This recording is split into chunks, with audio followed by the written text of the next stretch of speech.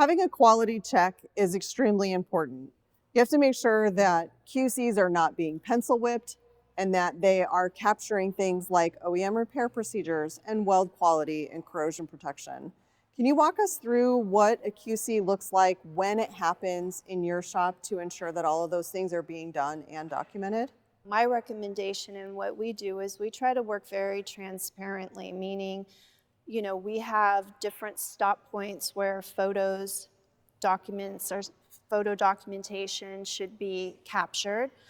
So for example, once the vehicle is taken apart, if they find anything damaged, um, you know, people are encouraged to take videos of how they're taking something apart so they can ensure they're putting it back together.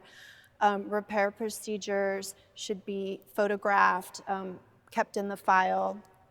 And again, transparently, we don't apply, seam sealers or whatnot until, someone's checked the process. And things go into our paint department for primer, unsealed by the body tech so that the paint department can make sure that there's no, gaps in quality there. After paint, everything goes to detail to be pre-polished without parts on it so we can check edges, those type of things. So it really becomes a team event.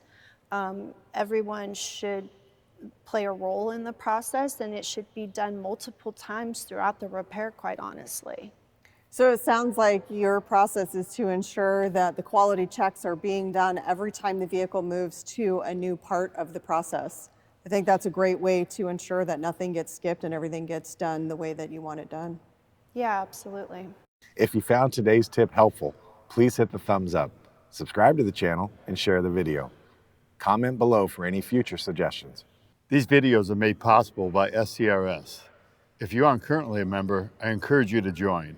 Visit scrs.com or use the link in the description below.